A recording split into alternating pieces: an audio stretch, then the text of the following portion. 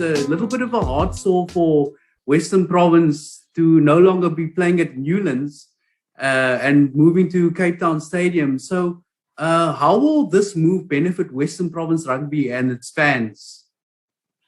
Yeah, Roscoe, the point is that I was one of the initiators of the Cape Town Stadium for World Cup 2010 when I was the Premier in 2008. And so the intention was always that eventually rugby should be played there.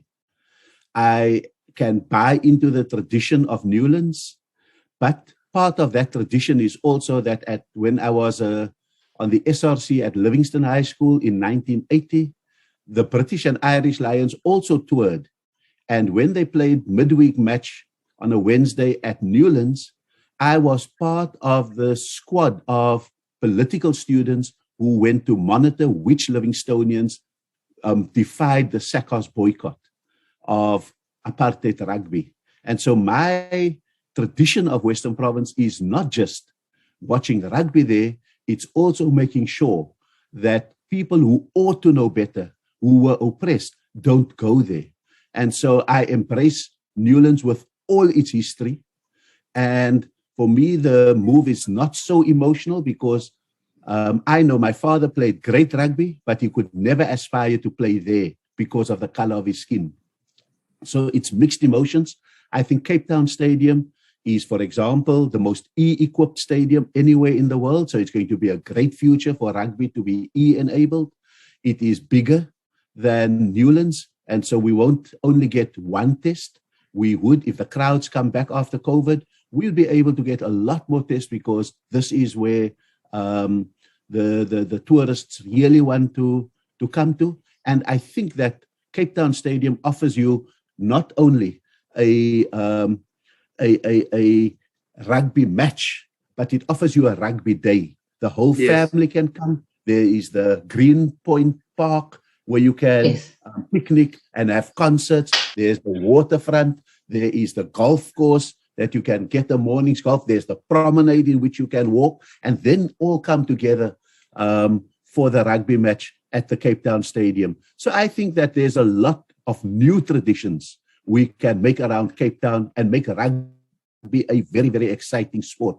In Cape Town, the kind of family sport, the kind of diverse sport, the kind of transformed sport that doesn't rely on the traditions of the old racial structures that dominated rugby. So, Ebrahim, what is the vision for rugby in 2023 and 2024? So, Vision 23-24 is the challenge we threw down to the players and the coaching staff. We said that we are in a rebuilding phase. It's the post-COVID phase, hopefully, that we will then embrace. It's the phase that we will be at Newlands Rugby. And we have set certain objectives.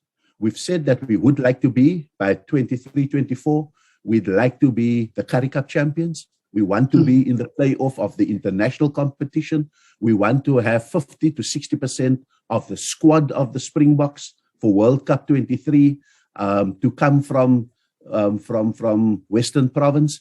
That's the kind of vision, and we want to build excellence in both the administration and the playing of rugby in the Western Cape, which basically means all the challenges we currently face must be behind us, and only a bright future must be ahead of us.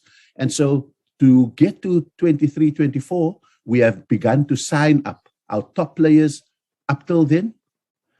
We've signed up our coaches up to then, so that there's continuity, and we are creating an enabling environment for the team to function. But most importantly, by 23-24, the grassroots must also be part of the revival of Western Province Rugby. There is no good in being an elite team that is excellent, but your grassroots is not producing the talent for excellence. And therefore, we need investors, equity investors in Western Province Rugby that can reinvest in the grassroots, kind of identify the talent of the pool of talent that is emerging in Western Province, contract them to us, and make our players the most sought after. We can't allow the Sharks over this period to continue having us nurture the talent and they skim off. with bigger checkbooks, the talent. Yes. We can't allow the Bulls to be the geriatric ward of rugby, where they get the over 30s players just to be a 2 or 3 season wonder, and then they have to start poaching again from other unions. And so I think it's a very ambitious set of objectives that we have set ourselves.